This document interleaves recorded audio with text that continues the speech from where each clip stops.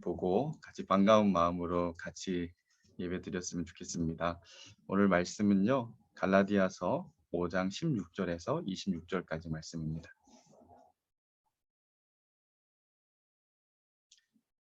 갈라디아서 5장 16절에서 26절까지 말씀을 제가 봉독해 드리겠습니다. 내가 이르노니 너희는 성령을 따라 행하라. 그리하면 육체의 욕심을 이루지 아니하리라. 육체의 소욕은 성령을 거스르고 성령은 육체를 거스르나니 이 둘이 서로 대적함으로 너희가 원하는 것을 하지 못하게 하려 함이니라. 너희가 만일 성령의 인도하시는 바가 들면 율법 아래에 있지 아니하리라. 육체의 일은 분명하니 곧 음행과 더러운 것과 호색과 우상 숭배와 주술과 원수 맺는 것과 분쟁과 시기와 분냄과 당짓는 것과 분열함과 이단과 투기와 술 취함과 방탕함과 또 그와 같은 것들이라. 전에 너희에게 경계한 것 같이 경계하노니 이런 일을 하는 자들은 하나님의 나라를 유업으로 받지 못할 것이요 오직 성령의 열매는 사랑과 희락과 화평과 오래 참음과 자비와 양성과 충성과 온유와 절제니 이 같은 것을 금지할 법이 없느니라. 그리스도 예수의 사람들은 육체와 함께 그 정욕과 탐심을 십자가에 못 박았느니라. 만일 우리가 성령으로 살면 또한 성령으로 행할지니 헛된 영광을 구하여 서로 노엽게 하거나 서로 투기하지 말지니라. 아멘. 네, 지난주에 우리는 믿음으로 의롭다함을 얻은 성도가 율법과는 어떤 관계를 가지고 있는지 봤습니다. 두 가지 관계가 있는데 첫 번째는 더 이상은 종의 멍에를 매지 말아야 된다라는 거죠. 이 의미는 구원 얻기 위하여 할례와 율법으로 돌아가 율법의 종의 노릇을 해서는 안 된다라는 이야기였습니다. 그리고 또 하나는 믿음으로 말미암아 의롭다함을 얻고 구원받고 자유함을 얻었기 때문에 너희는 그 자유를 방탕함에 방종에 쓰지 말고 서로 종노릇하여 사랑 안에서 서로 종노릇하라라고 이렇게 말했습니다. 왜냐하면 이웃사랑, 이 율법이 요약하는 이웃사랑을 통하여서 율법이 온전하게 성취되기 때문에 이제 그렇게 하라는 거죠.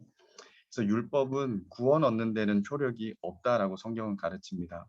그러나 구원받은 성도에게 있어서 이 율법은 성도의 의로운 삶의 기준을 제시해 주는 것입니다.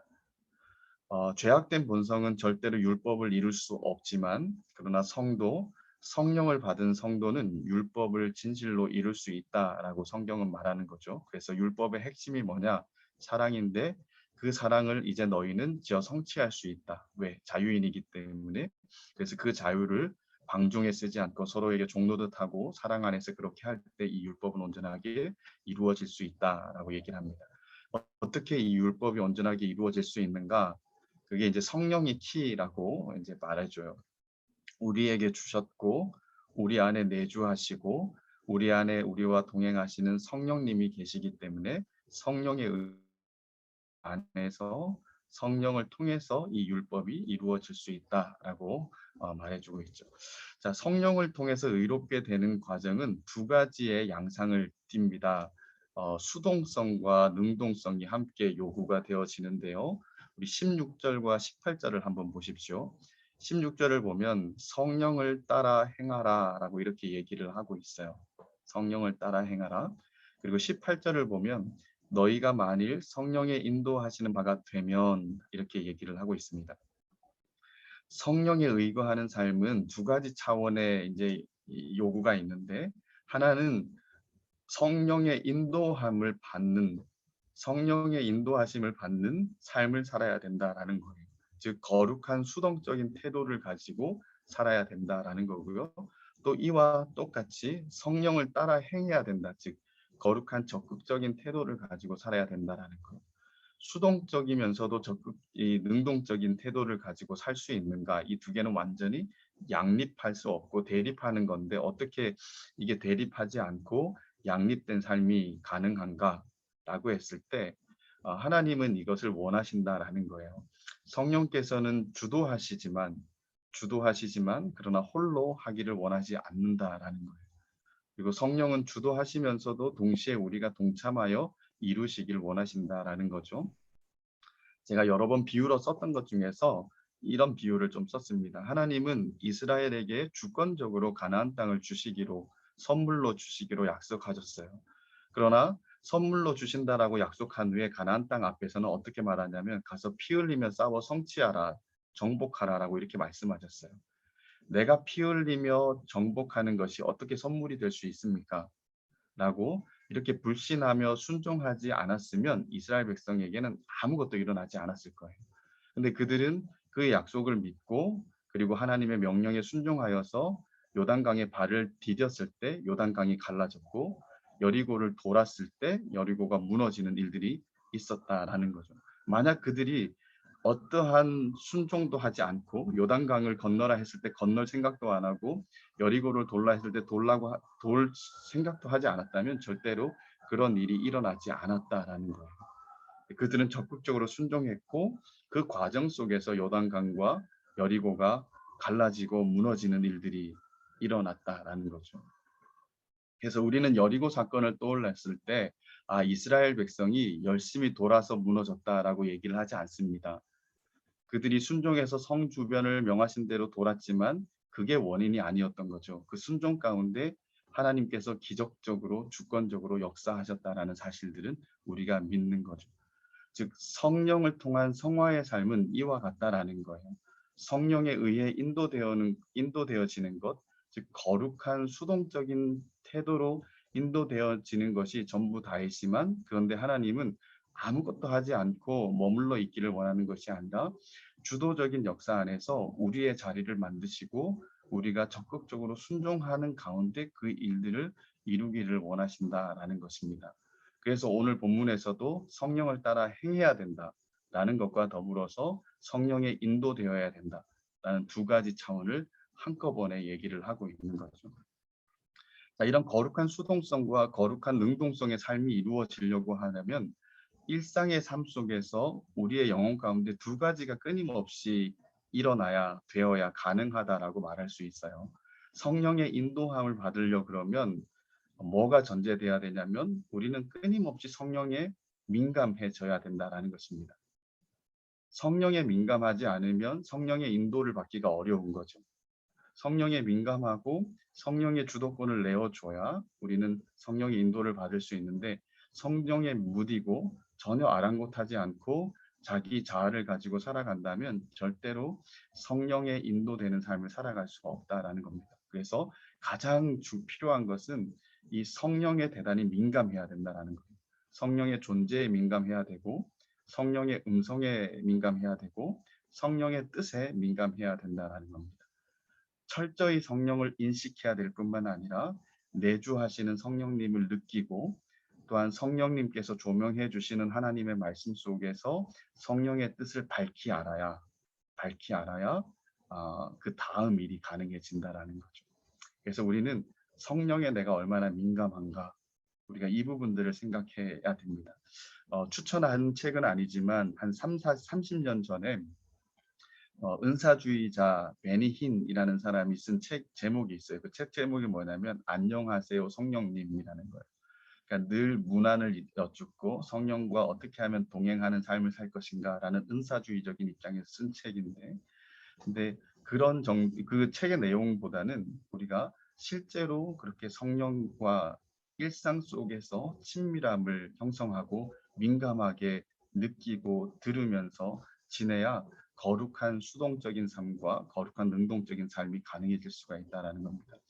그 두 번째, 성령에 이렇게 민감해지고 성령의 뜻에 민감해졌으면 그 다음 하나님이 우리에게 적극적으로 요구하는 게 뭐냐면 그 성령께서 주시는 소원과 뜻에 적극적으로 순종해야 이런 삶이 이루어질 수 있다는 겁니다. 거룩한 성화의 삶이 가능해지는 것은 그냥 아무것도 안 하고 가만히 있을 때 되는 것이 아니라 성령의 주도적인 역사하에서 우리가 얼만큼 순종하느냐에 따라서 그 성화의 진전은 다르게 나타날 수 있다라는 거죠. 성령에 민감한 것과 성령에 철저하게 순종하는 것이 따라줄 때 이런 거룩한 수동적이면서도 능동적인 삶, 성령에 인도되어지면서 성령을 따라 행하는 일들이 가능해진다라는 것입니다. 자, 그럼 이 순종이라는 거 성령께 순종해야 이런 일들이 이루어지는데 이 순종한다라는 것은 뭘까 했을 때 24절을 보면 조금 무겁게 얘기를 하고 있는 것을 볼 수 있어요. 순종이라는 것은 그냥 쉽게 예스 하는 거 아니라 육체와 함께 그 정욕과 탐심을 십자가에 못 박는 것이 바로 순종이다라고 말합니다. 순종은 쉬운 과정이 아니라는 거죠. 육신의 소욕을 죽이는 것이고 마치 십자가를 지는 것처럼 고통스럽고 어려운 것이 순종이다라고 이렇게 말해요. 자, 지난주에 우리가 성도는 항상 내적이며 영적인 싸움을 하고 있는 존재라는 사실을 갈라디아서 5장 16절과 18절 그리고 로마서 7장을 통해서 우리가 잠깐 살펴봤습니다. 그죠? 육체의 욕심과 성령이 싸우고 죄와 육체의 법 그리고 성령의 법이 끊임없이 싸우는 것이 성도의 내면 안에 있는 전쟁이다라고 이렇게 말했습니다. 그리고 이 싸움은 성도의 평생의 삶에 걸쳐서 일어나는 거다라는 거죠. 즉 구원받았다라는 것, 예수 믿는다라는 것은 이런 영적이면서도 내면적인 싸움으로 초청되어졌다라는 것을 의미하는 거예요. 그래서 성도라고 할 때는 이런 싸움이 그 안에 있는 사람들이 성도라고 말할 수가 있는 거죠. 구원은 받았는데 나는 예수는 믿지만 이런 싸움은 안 하고 싶어. 그래서 나는 이런 싸움을 안 하는 방법으로 살고 싶어 라고 이렇게 말한다면 성경은 그런 건 없다라고 얘기를 하는 거예요. 구원받았다라는 것 자체가 이 치열한 싸움으로 부름을 받았다라는 것을 말합니다. 만약에 이런 싸움, 이런 거룩한 열망을 가지고 육체의 소욕을 죽이고 성령의 성품을 살리는 이 거룩한 싸움이 우리 안에서 전혀 없다면 그것은 뭘 말하냐면 우리는 구원받은 사람이 아니다 라는 증거라는 거예요. 즉 성령이 내주하시지 않는다라는 증거라는 겁니다. 우리가 아무리 교회를 다니고 예배 현장에 있다 손 치더라도 그것이 우리를 그리스도인됨을 증명해 주는 것이 아니라 진짜 우리가 그리스도인됨을 증명해 주는 것은 이런 성령의 법과 죄의 법이 치열하게 싸우는 가운데 더디고 부족해도 아주 조금씩이라도 성령께 예스하고 성령 그 죄의 법, 이 육체와 더불어서 정과 탐심을 십자가에 못 박으면서 가는 그런 싸움이 있는 사람이 예수 믿는 사람이다라고 이렇게 말할 수 있는 거죠. 그리고 이런 싸움은 어떤 싸움이냐면 말했던 것처럼 육체와 함께 그 정욕과 탐심을 십자가에 못 박는 싸움이다라고 말합니다. 죄의 가장 큰 핵심은 뭐냐면 자기 중심성입니다. 자기 중심성. 이기적인 거죠. 에고센트리즘이라고 말하죠. 그죠? 자기애, 자기애, 자기애가 죄의 가장 핵심적인 건데 바로 이 자기애를 죽이는 것이 자기 중심성을 탈피하고 죽이는 것이 바로 이 내면에 있는 우리의 싸움이다라고 성경은 가르칩니다. 그리고 이 싸움은 십자가에 못 박히는 것 같은 고통처럼 고통스러운 싸움이다라고 이렇게 말하는 거죠. 그래서 이런 차원에서 본다면 예수 믿는다라는 것, 성도가 되었다라는 것은 대단히 고통스러운 현장들을 통과해 나가는 삶의 순례자가 되었다라는 것을 의미한다라고 볼 수 있습니다. 예수 믿고 복을 받았다. 물론 맞지만 우리가 생각하는 그런 개념의 복은 전혀 아닌 그렇게는 성립할 수 없는 것이 예수 믿는다라는 것의 의미라고 말할 수 있는 거죠. 자, 예수님께서는 우리 죄를 대신하여 십자가에서 죽으셨는데요. 이 죽으시는 과정은 아주 단순히 그냥 죽는 과정이 아니었습니다. 그죠? 예수님은 6시간이라는 시간 동안 극심한 육체적인 고통과 정신적인 고통을 겪으셨고 또 하나님께 버림받는 엘리 엘리 라마 사박타니 나의 하나님 어찌하여 나를 버리셨습니까? 라는 그 절규 속에서 드러난 대로 말할 수 없는 영적인 고통을 겪으시면서 지속적인 시간들을 그 고통의 시간들을 겪으면서 돌아가셨다라는 거예요. 그리고 그 십자가로 인하여서 우리는 은혜를 받았고 구원받았는데 그렇게 구원과 은혜 받은 우리에게는 똑같은 그 정도의 그건 아니지만 바로 우리의 육체와 함께 우리 육체 자체를 이게 육신의 몸을 다는 건 아니지만 육체와 함께 육체의 정욕과 탐심을 못 박는 일들이 우리에게 남아 있다. 이게 십자가의 싸움이다라고 이렇게 얘기를 해 주는 거예요. 그리고 이 싸움도 한순간에 되어지는 것이 아니라 자기 부인과 자기 포기와 희생, 자기 죽음에 지속적인 고통이 따르는 싸움이 계속될 때 조금씩 조금씩 이루어지는 거다라고 말하는 거죠. 그리고 이런 싸움이 있다는 것이 우리가 성도됨의 증거, 성도됨의 증거요. 우리가 믿는다라는 증거, 그리고 성령 받았다라는 증거라고 말할 수가 있습니다. 사랑하는 여러분, 한번 진지하게 자신의 내면과 영적인 것을 한번 들여다봅시다. 이 세상에 속해 전혀 성도다움의 증거들이 단 하나도 발견되지 않는다면 우리는 교회를 나오지만 예배 현장에 있지만 구원받지 못한 사람이라고 말할 수 있어요. 교회 다니고 있는 것만으로는 절대 충분하지 않다. 이것으로 충분하다고 생각하는 아니란 생각을 버려야 됩니다. 그리고 우리의 진실된 성도됨의 증거를 내면적인, 영적인 우리의 어떤 이 싸움 속에서도 우리가 좀 찾을 수 있었으면 좋겠습니다. 그래서 이 땅에 있는 교회를 보통 전투하는 교회라고 얘기를 해요. 그 천상의 교회와 땅의 교회를 비교하면서 전투하는 교회, 승리한 교회라고 말하는데요. 이 땅을 살아가는 성도는 마찬가지겠죠. 전투하는 성도라고 말할 수 있어요. 그죠? 그래서 그 안에서 우리의 확실한 정체성을 좀 찾고, 내가 믿구나. 살아있기 때문에 고통을 느낄 수 있고, 살아있기 때문에 신경이 다 살아있기 때문에 아픔도 느낄 수 있는 것처럼 우리가 이런 치열한 싸움 속에서 내가 예수 안에서 살아있다라는 것들을 everyday 확인하면서 그것으로 인해서 감사하며 기꺼이 이런 싸움에 더욱더 열심히 뛰어드는 저와 여러분들의 삶이 되었으면 좋겠습니다. 자, 이 싸움의 두 가지 양상을 이제 19절부터 얘기해 주는데요.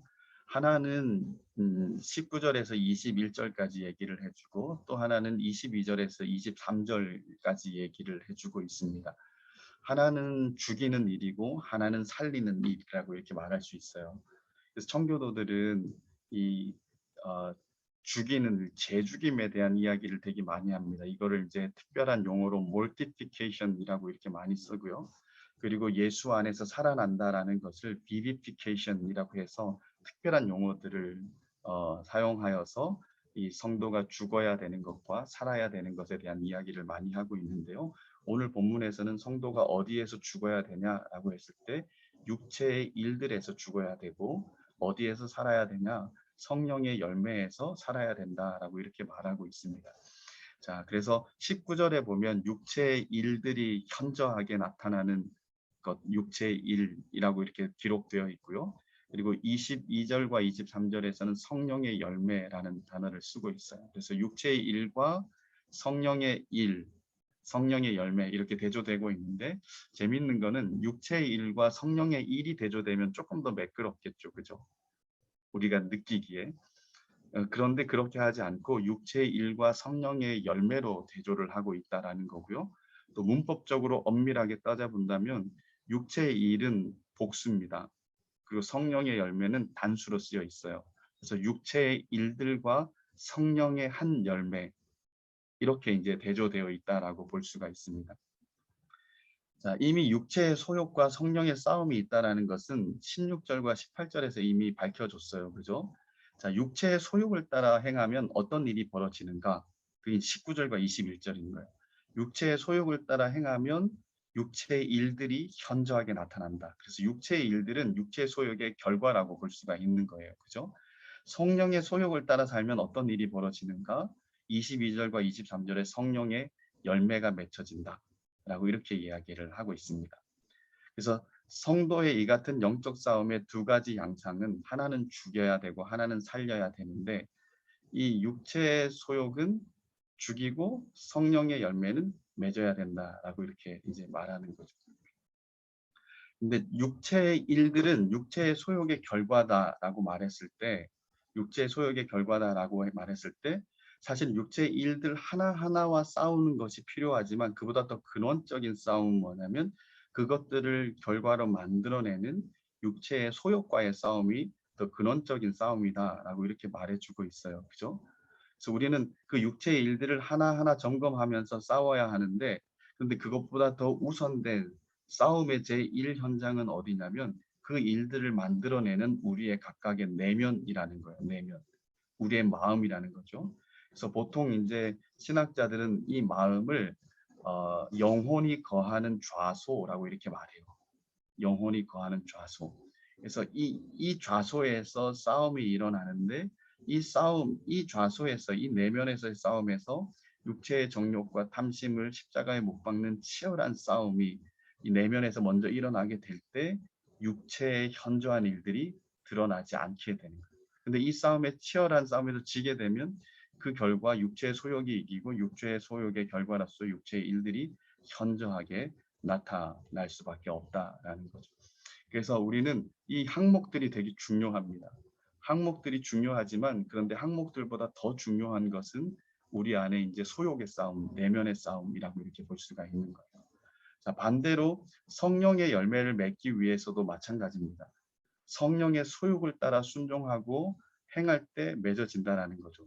성령님은 우리에게 소원을 두고 행하시는 분이시거든요. 그래서 우리 안에 거룩한 열망과 욕심을 먼저 주십니다. 그리고 그 거룩한 욕망과 욕심에 순종할 때 성령의 독특한 이 열매, 성령의 열매, 그 성령의 열매의 특징들이 드러나는 일들을 만든다라는 거죠.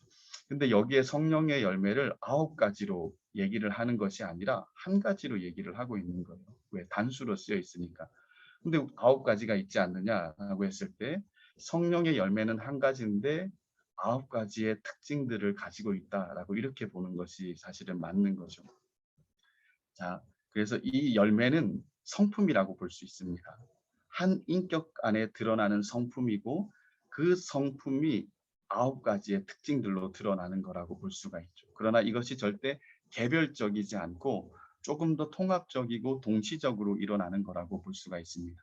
이 9가지의 특징들을 쭉 보면 한 인물이 떠올라요. 한 인물. 그죠? 한 인물 누가 떠오릅니까? 예수님이 떠오르죠. 그죠? 예수님의 성품의 특징이라고 볼 수가 있습니다. 그죠? 사랑과 희락과 화평과 온유함, 절제와 그죠? 충성과 온유, 자비 이 모든 것들이 다 예수님의 성품이라고 볼 수가 있죠. 그래서 예수님께서 이런 말 하셨습니다. 나는 온유하고 겸손하니 너희는 내게 와서 나의 멍에를 메고 배우라 라고 이렇게 말씀하셨죠. 그죠? 이렇게 사람들을 초청할 때 이 예수님이 가지고 있는 그 태도 속에 사람들을 초청하는 그 태도 속에 무엇이 있었을까 했을 때 사람들을 향한 사랑 그리고 그 사람들을 보시는 기쁨 또한 사람들에 대한 오래 참음 자비 이 모든 성품들이 동시적으로 발현되고 있었을 거라고 보여요. 그래서 이 9가지는 한 성품의 특징이라고 볼 수가 있는 거죠. 어떤 것이 더 뛰어나게 있을 수 있지만 우리에게는 있어서 그러나 동시적으로 다 드러나야 되는 것이 사실 이 성품의 특징이라고 말할 수 있습니다. 그리고 이것을 다 통틀어서 성령의 열매라고 이렇게 말하고 있는 거죠. 그리고 이 성령의 열매는 예수님의 인격이면서 동시에 우리의 인격이어야 된다라고 성경은 우리에게 이제 도전을 주는 거예요. 자, 성도가 된다라는 것의 최고의 영광은 하나님을 지극히 큰 상급으로 받았다라는 겁니다. 그죠?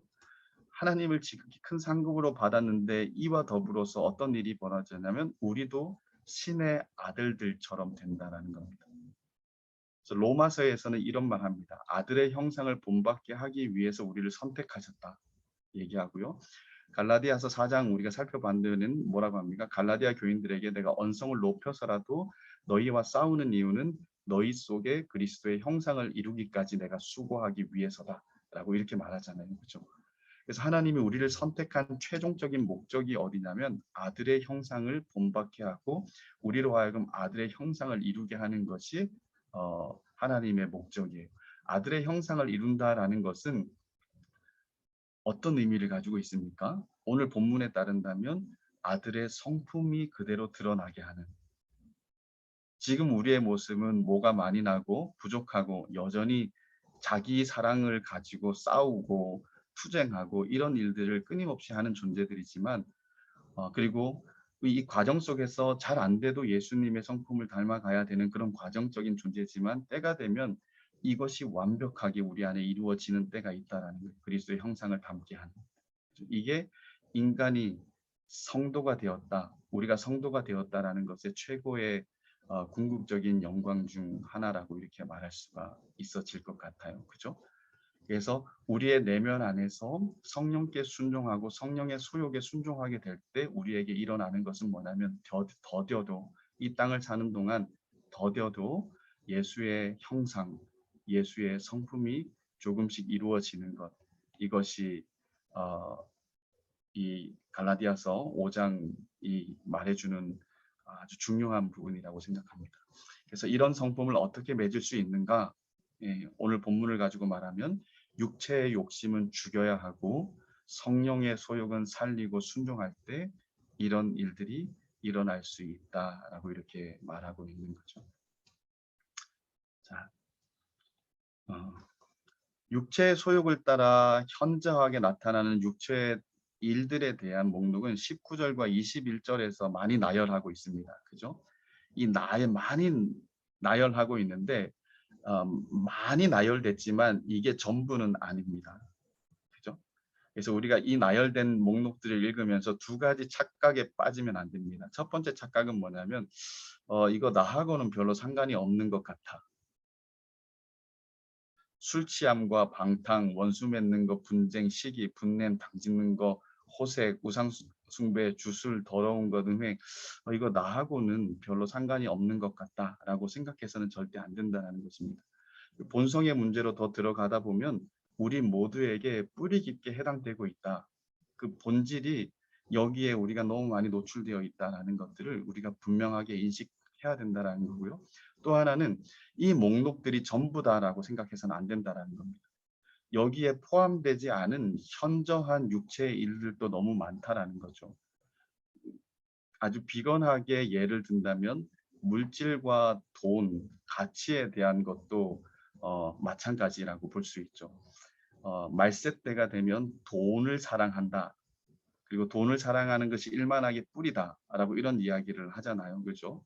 그래서 이것도 결국은 육체에 나타나는 현저한 일들이라고 말할 수가 있어요. 그래서 이 본문들을 읽어내려가면서 우리는 얼렁뚱땅 넘어가서도 안 되고 여기에 포함되어져 있지 않는 싸움, 여기에 포함되어져 있지 않기 때문에 우리는 이런 싸움은 안 해도 된다라고 생각해서도 안 된다라는 것입니다. 이것은 샘플로 준 거지 전부 다의 목록으로 준 게 절대 아니다. 그래서 두 가지 착각을 절대 하지 말아야 된다. 요 전제를 가지고 이 목록들을 한번 볼게요. 이 목록들을 보면 이 엄청나게 나열되어 있는데 존 스터트는 이것을 네 가지로 범주화합니다.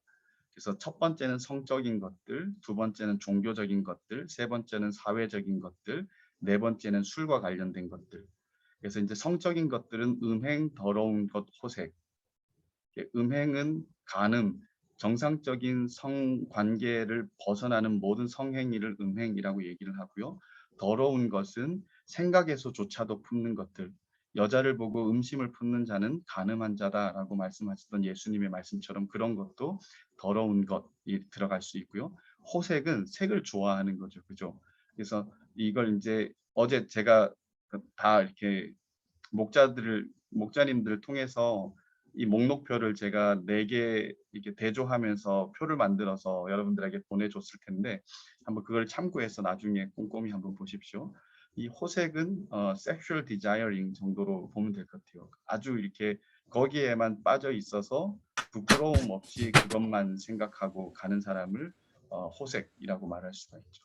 종교적인 것은 우상숭배와 주술을 얘기를 하고 있습니다. 우상숭배는 우리가 다 알고 주술은 어떤 우리의 소원을 이루기 위해서 어떤 이렇게 소위 말하는 주술 그 뭡니까 마법을 써갖고 하는 것처럼 주술로서 상황들을 우리가 원하는 대로 바꾸려고 하는 이제 우리가 상황을 통제하려고 하는 주권자로서의 어떤 마음들을 가진 것이 이 주술이라고 볼 수 있고요. 사회적인 것들은 원수 맺는 것, 분쟁, 시기, 분냄, 당짓는 것, 분열함, 이단, 투기 가장 많이 쓰고 있는 것을 볼 수가 있습니다.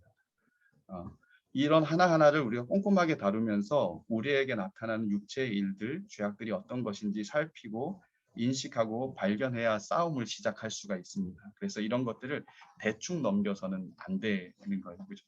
오늘 설교 시간 안에는 우리가 이걸 꼼꼼하게 살필 수가 없습니다. 그래서 여러분들에게 자료를 줬고 그 자료를 가지고 묵상해 보면서 꼼꼼하게 우리의 내면들을 한번 살펴봤으면 좋겠고 우리의 내면에서 드러나오는 현저한 육체의 일들도 우리가 좀 살펴봤으면 좋겠습니다. 그래서 이거 단 한 주만 생각하는 것이 아니라 꾸준하게 우리가 이것들을 묵상하고 찾으면서 이 싸움들을 평생에 해야 되는 싸움이니까 이 주제를 시간 닿는 대로 지체들하고 나누고 서로가 서로에게 귀한 영적인 유익들을 줄 수 있는 시간들이 있었으면 좋겠습니다. 제가 청년부 시절에 형제들끼리 모인 때가 있었습니다. 우리 자매들하고는 얘기하기 어려운 형제들만의 어떤 이야기들, 우리가 약한 것들을 같이 한번 해보자. 그래서 모여서 같이 이런저런 약한 것들을 오픈하고 기도하고 하는 시간들을 많이 보냈습니다. 아주 길게 오래 지속되지는 않았지만 그래도 이제 경건의 이제 진보에 유익을 주는 일들이 분명히 있었습니다. 이렇게 모인다라는 것 자체도 어떻게 보면 내가 좀 더 거룩해지고 싶은 열망, 성령이 주신 소욕 때문에 하는 일들이잖아요, 그렇죠? 그래서 이런 마음으로 여러분들이 서로 만날 때마다 또 기회가 주어지면 이런 나눔들을 통해서 우리의 내면들을 살피고 우리의 외면들을 살피고 어떻게 하면 죽이고 살리는 일들을 통하여서 성령의 열매, 이 성품의 열매를 맺어갈 것인지 좀 꾸준하게 관심을 가지고 이 일들을 나눌 수 있으면 좋겠습니다. 자, 목록표를 보면 가장 많이 다루고 있는 게 사회적 범주인데요. 즉 관계적 범주를 가장 많이 다루고 있습니다. 자, 몇 가지만 한번 생각해 볼게요. 시기와 투기는 관계 안에서 너무 쉽게 일어나는 일이에요. 이건 남의 일이 아니죠, 그죠? 그리고 어, 이런 일들이 쉽게 일어나는 것은 우리의 본성이 그런 존재이기 때문이다라는 거예요. 자기애가 가득한 본성을 가진 우리들에게 있어서는 하나님이 내게 주신 것들을 감사하기보다는 다른 사람이 가진 것들을 보고 그것을 시기하고 부러워하는 거죠. 그리고 그 시기가 쌓이고 발전하면 투기를 하게 됩니다. 그래서 킹 제임스 버전에서는 투기를 이렇게 말해요. 엠빙, 보통은 다 엠빙이라고 번역을 했는데 엠빙이라고 말하지 않고 엠빙 앤 머더링이라고 이렇게 말하고 있어요. 부러워하고 투기하고 살인하는 것까지가 이 투기라고 이렇게 말하는 거죠. 자, 이게 별거 아닌 것 같지만 사실 우리 안에 다 있는 거죠. 그죠? 그리고 당짓는 것을 NIV에서는 이렇게 말합니다. self ambition이라고 얘기해요. self ambition. 자기 야망이라고 말하죠. 그죠? 자기애에서 비롯되는 자기 야망입니다. 자기 야망을 가지고 자기 위치와 자기가 얻고 싶어하고 자기에게 유리한 그런 것들을 가지려고 하는 이 뿌리 깊은 자기애에서 비롯된 이 야망은 결국은 사람들 간의 화평을 깨요. 화평한 관계로 살아가지 않고 서로 비방하게 만들고 다툼을 만들어내고 분열함을 조장하게 되죠. 그리고 이 분열함이 심해지면 어떤 일이 벌어지냐면 이단이 되는 거예요. 여기서 이단은 뭐 종교적이고 교리적인 이단들을 말하는 것이 아니라 보통 성경에서는 디비전스라고 이렇게 돼 있어요. 디비전. 분열된 파들, 나누어짐. 그래서 서로 이 야망을 가지고 막 이렇게 부딪히다 보면 어떻게 되냐면 각각의 야망을 가진 사람들이 그룹을 이루어서 서로 반목하는 그룹들을 만드는 일들을 하게 된다라는 거죠. 자, 이거 영화에서나 소설에서만 볼 법한 일들이 아니죠, 그죠? 이건 아주 가까운 데서 일어나는 일이라고 볼 수 있습니다. 우리 안에서도 일어나요, 그죠? 우리 안에서도 일어납니다. 그리고 이런 건 공동체 안에서 사실 생각보다 비일비재하게 일어나는 주제라고 말할 수 있어요. 심지어 목회자들의 교회라고 하는 노회나 교단 총회에서도 지도자를 뽑을 때 이런 일들이 일어납니다. 그죠? 장미의 전쟁이라는 소설을 한번 나중에 꼭 보십시오. 그 수도원 안에서 일어나는 암투입니다. 수도원이 어딥니까? 모든 것을 버리고 헌신하겠다고 이 헌신한 수도승들이 들어간 공동체가 수도원이잖아요. 그죠? 그런데 여전한 본성을 지닌 인간은 수도승이라는 직분을 가지고 있다 손 치더라도 그리고 그들이 이전에 전 재산을 다 기부하는 일을 했다고 치더라도 이런 것들이 전혀 상관이 없다라는 거예요. 어디에 있어도 어떤 직분을 가지고 있어도 어떤 일을 해왔다 하더라도 언제든 우리에게는 이 끊임없이 싸워야 될 본성이 있기 때문에 그 본성이 제어되지 않고 죽여지지 않으면 이런 육체의 현저한 일들은 그대로 드러날 수밖에 없는 것이 우리의 존재라는 것이죠. 자, 우상숭배라는 걸 한번 생각해 보면요. 우상숭배는 이런 마음이에요. 신까지라도 만들어서 자기 욕심을 채우려는 뿌리 깊은 자기애에서 비롯된 것입니다. 그래서 우상숭배를 어떤 종교적인 것으로 우리가 이제 보지만 그 종교성 안에는 뭐가 들어가 있냐면 자기 중심성과 자기애, 내가 잘 되고 싶고 내가 복받고 싶은 것들이 훨씬 더 깊이 있는 거라고 볼 수 있어요. 그래서 금수와 버러지 형상의 어떤 우상들을 만들어서 이 우상하고 거래하는 거죠. 내가 이 우상에게 정성을 다할 테니까 너 우상은 나에게 내가 원하는 것들을 주어라 라는 것이 우상 숭배의 사실은 아주 리터럴리 이게 딱 보이는 그거라고 말할 수 있습니다. 주술은 아까 말했던 것처럼 어떤 술법들을 가지고 모든 것을 내가 원하는 방향으로 다 만들어 가려고 하는, 통제하려고 하는 신이 되는 마음이라고 볼 수가 있는 거죠. 근데 이 우상 숭배는 어떤 면에서 기독교인들에게 전혀 어울리지 않는 거냐면, 인간은 어떻게 만들어졌냐면 영원을 사모하는 마음을 주신 상태로 만들어졌습니다. 그래서 인간 안에는 끊임없는 동경이 있어요. 어떤 동경? 영원과 하나님을 동경하는 마음이 있어서 그 인간이 진짜 만족하려 그러면 하나님 한 분 아니면 만족할 수 없는 구조로 만들어진 것이 인간이라는 거예요. 근데 이 인간이 자기를 너무 사랑한 나머지 자기가 생각하는 것으로 자기를 채워내려고 만족하려고 하는 것이 우상숭배의 어떤 핵심적인 내용이라고도 볼 수가 있는 거죠.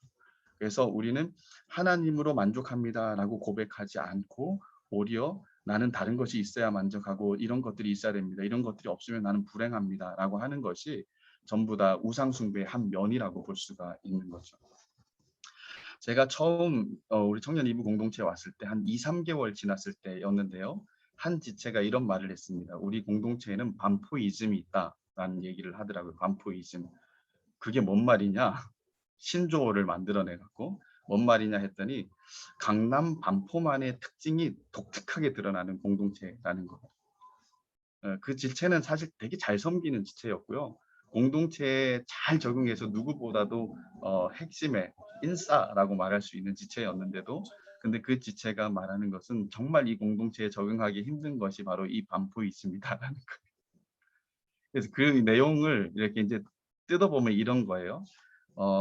이 강남 반포 지역에 비교적 교육 수준이 높고 또 잘 살고 그러다 보니까 고생을 많이 안 했고, 그리고 성향적으로는 사람들이 점잖고 착하고 또한 부하기 때문에 명품을 또 좋아하고, 그리고 아주 젠틀한 개인주의를 가지고 있기 때문에 사람들하고 트러블 없지만 그냥 각자가 살아가는 어떤 이런 정도의 스타일이라고 이렇게 이제 얘기를 했습니다. 그래서 제가 그 얘기를 들으면서 우리 공동체의 지체들을 한번 떠올려 봤어요.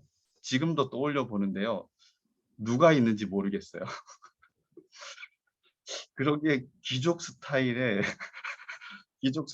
우리 청년들 누가 있을까? 잘 이렇게 매치가 되는 사람이 별로 없어요. 그런데 그 지체가 한 말이 전혀 없는 것을 느꼈다고 생각하지는 않습니다. 그래서 저는 둔한 사람이라서 잘 몰라요. 뭘 입고 오는지도 모르고 저는 제 앞에 있는 옷과 제 앞에 있는 양말을 항상 신는 사람이고, 그리고 넥타이도 항상 앞에 있는 것을 해갖고 한 달, 두 달 해도 저는 잘 모르고 하는 사람이에요. 근데 다른 사람이 알려주고 그러죠. 가까이 있는 아내가 항상 가기 전에 오늘은 그 색깔 절대 하지 마 맨날 이렇게 이제 얘기해줘서 이제 내가 그걸 오래 했구나 이렇게 아는 사람이에요. 그래서 사실은 잘 몰라요. 잘 모르는데, 그런데 그런 게 없다고 생각은 하지 않아요. 제가 모를 뿐이겠죠, 그죠? 만약에 그런 거에 해당되는 지체들이 있다면 그렇지 않겠지만 그런 것으로 우리의 정체성을 확인하고 우리의 허한 마음을 채우려고 하지 않았으면 좋겠다라고 생각합니다. 그런 게 사는 게 막 악한 일이다 이렇게까지 말할 수는 없겠죠, 그죠? 가할 수도 있는 일이겠죠. 가할 수도 있는데 그러나 그런 것들을 사지 않으면 내가 나 아닌 것 같고 사람들이 나를 인정하지 않는 것 같아서 내가 나름 나이기 위해서 나를 인정받기 위해서 내 만족을 위해서 우리가 그런 것을 한다 그러면 그런 것을 안 하는 것이 훨씬 더 유익하다라고 볼 수가 있겠죠. 그죠? 우리의 정체성과 만족을 그런 데서 절대 찾으려고 해서는 안 된다라는 것입니다. 그리고 반대로 그 부를 가지지 못한 사람들도 있습니다. 그래서 한없이 그런 것들을 동경하고 자신의 신세를 한탄하면서 그렇게 하는 사람들을 정죄하고 하는 경우도 있을 수 있어요. 근데 그것도 결국은 똑같은 싸움에서 지는 거라고 보여요. 그죠? 우리는 그런 것으로 만족하는 사람이 아니라 하나님으로 만족하는 사람들인데 자꾸 그런 것들을 신경 써 하면서 사람들을 비난하고 한다면 그건 유익이 안 되는 거죠. 우리도 같은 싸움에서 지는 거예요. 그래서 이 있는 사람이나 없는 사람이나 이런 케이스에서는 싸움이 두 가지가 똑같아요. 무엇으로 만족할 것인가? 그죠?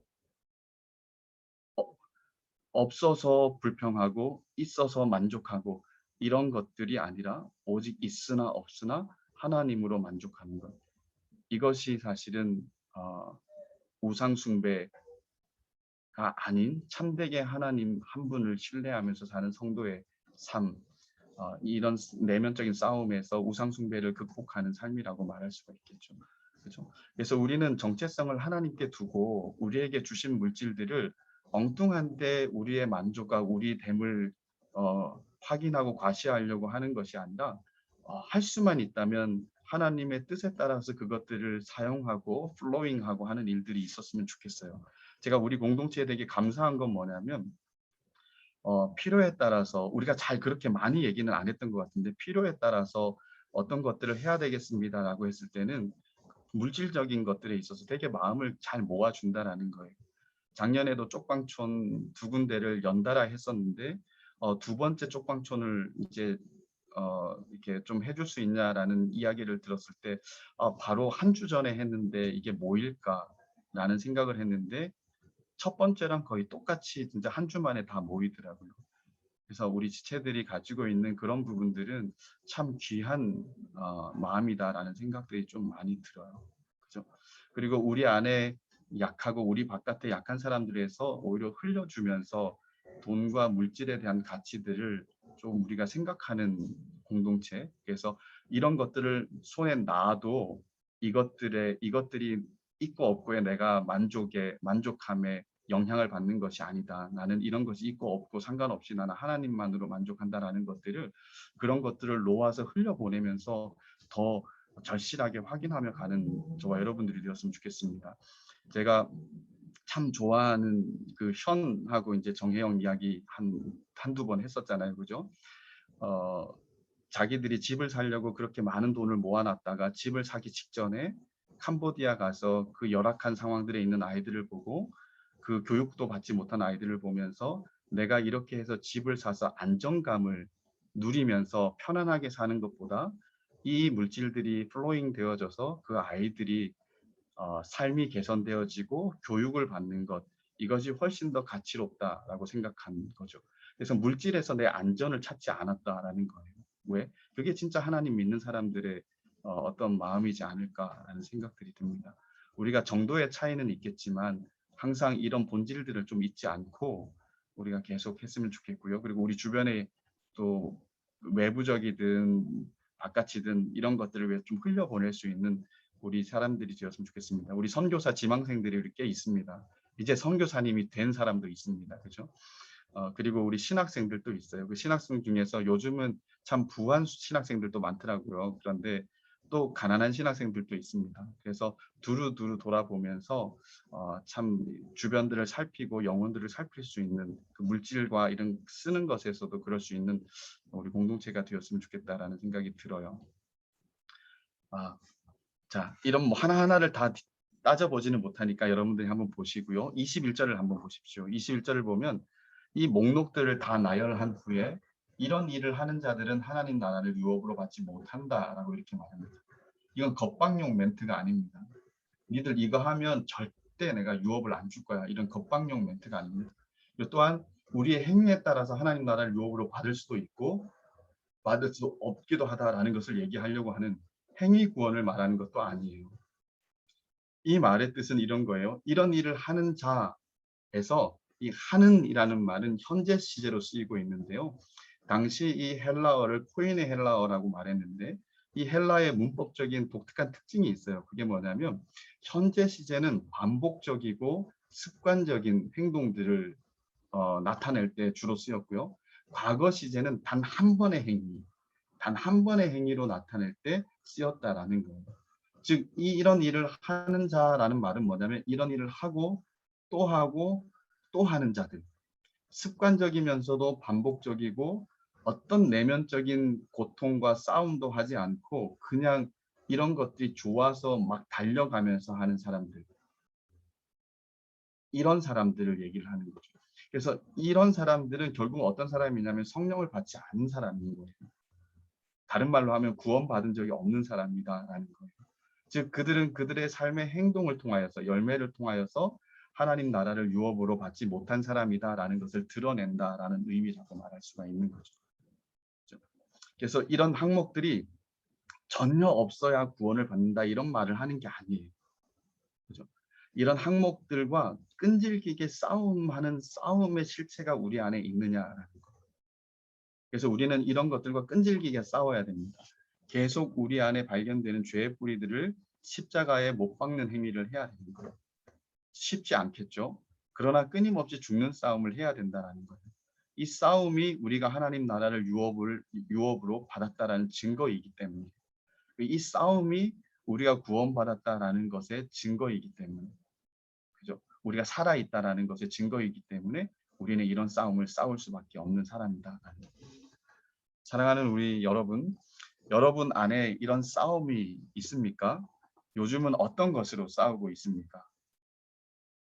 그릇된 자기 본성과 집착적인 자기의 이런 것들이 만들어내는 삶의 양상들을 죽도록 싫어하고 이런 근본적인 마음도 미워하면서 십자가에 못 박는 일들, 어렵지만 힘겹게 들고 십자가에 못 박는 일들이 우리 안에 일어나고 있는가?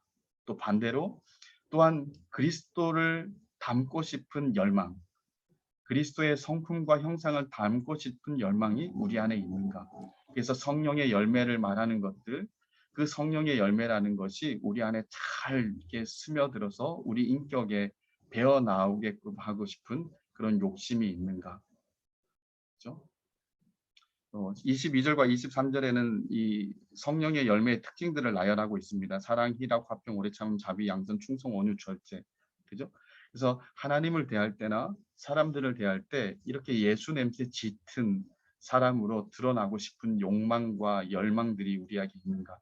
육체의 소욕이 아니라 이런 거룩한 욕망들이 우리 안에 있는가? 우리가 공동체에서 신앙생활을 할 때도 사회에서 사회생활을 할 때도 우리에게 주신 물질을 사용할 때도 우리의 삶의 모든 일상과 관련해서라도 이런 열망과 거룩한 욕심들이 우리 안에 있는가? 그렇죠? 그래서 우리가 조금은 더 적극적으로 우리의 성도됨을 증명해 나가야 될 것 같아요. 그냥 교회 와서 예배 드리는 것으로 내가 성도다라는 너무도 말도 안 되는 안일함에 우리의 신앙생활, 사실은 종교생활 뿐인 이런 것들을 하고 있는 것이 아니라 어떤 자리에 있든지 간에 우리 안에 끈질긴 본성적인 싸움들을 싸우면서 잘 안 돼도 나에게는 성령이 주시는 거룩한 욕망과 욕심이 있습니다. 그래서 그 욕망과 욕심 때문에 하나님 예수님 닮고 싶은데 예수님 잘 닮아지지 않는 것 때문에 너무도 마음이 상해하기도 하고 아파하기도 하고 기도하기도 하고 이런 일들이 우리 안에 끊임없이 일어나는 그런 삶들을 우리가 좀 살아갔으면 좋겠어요. 이게 아주 약하게라도 그런 삶들이 꼭 있었으면 좋겠습니다. 그래서 그러려면 다시 처음에 아까 두 가지 얘기했던 걸 돌아가면 성령에 민감해져야 돼요. 성령의 뜻에 민감해져야 됩니다. 그죠? 이런 열망과 거룩한 욕심들이 성령에 민감하고 성령의 뜻에 민감할 때 생겨나는 거죠. 그리고 성령은 우리에게 그럴 때 소원을 주십니다. 그리고 그 소원을 따라 행하게 하시는 그죠? 그래서 성령을 알면 알수록 우리는 이런 열망과 거룩한 소원들, 욕심들이 더 증가될 수밖에 없을 거예요. 그리고 그 가르쳐 주신 것들에 순종할 때 십자가에 못 박는 것 같이 너무도 고통스러운 시간들이지만 순종할 때 우리에게 육체의 일들은 현저하게 줄어들고 성령의 성품, 그리스도의 성품이라는 열매는 더욱더 아주 복슬복슬하게, 가을인데 아주 탐스럽게 맺혀지고 열리는 일들이 우리 안에 있을 거라고 생각합니다. 자, 이런 열심과 욕망 가지고 이렇게 끊임없이 일상에서 싸워가면서 우리의 삶의 눈부신 복음의 진보가 드러나게 되기를 주님의 이름으로 축복하며 오늘 말씀을 맺도록 하겠습니다. 같이 한번 기도할게요. 사랑의 하나님, 십자가에서 그 긴 시간 육체적이고 정신적이고 또한 영적인 고통들을 당하면서도 지속적인 고통 속에 대신 죽음 죽으시고 우리를 구원하신 하나님의 말할 수 없는 은혜를 우리가 기억합니다. 그리고 이 은혜와 사랑들이 그냥 별것 아닌 것처럼 받아들이지 않고 우리를 살렸고 우리에게 생명을 주셨다라는 사실들을 감격적으로 고백합니다. 그리고 이 사랑이 우리로 하여금 같은 싸움에, 십자가 싸움에 우리를 초청하고 있다라는 사실들 우리가 잊지 않고 기억하기를 원합니다. 우리 안에 있는 내면의 싸움, 육체와 성령, 육체의 소욕과 성령의 소욕, 이 싸움들을 우리가 한순간도 잊지 않고 정말 우리 안에 성령이 지배적으로 역사하기를 기대하고 소망하면서 정말 작은 것 하나에도 성령께 순종하되 십자가의 고통과 같은 그런 지속적인 고통이 있다 하더라도 그렇게 순종하면서 성령께서 우리를 어떻게 만들어내시는지 우리가 좀 눈으로 목도하고 변화를 경험하는 우리 귀한 청년들 한 사람 한 사람 다 될 수 있도록 주님 도와주시옵소서. 그래서 시간이 지나면 지날수록 우리 안에 육체의 소욕들은 줄어들고 또한 성령의 소욕들은 늘어나서 성령의 열매가 너무도 아름답게 맺혀서 서로가 서로를 대할 때 예수님의 향기가 맡아지고 예수님의 모습이 그 안에서 보여지고 예수님의 성품의 특징들이 그 안에서 동일하게 좀 서로가 누려지는 복되고 귀한 하나님의 거룩한 백성들 다 될 수 있도록 한 사람 한 사람 복내려 주시옵소서.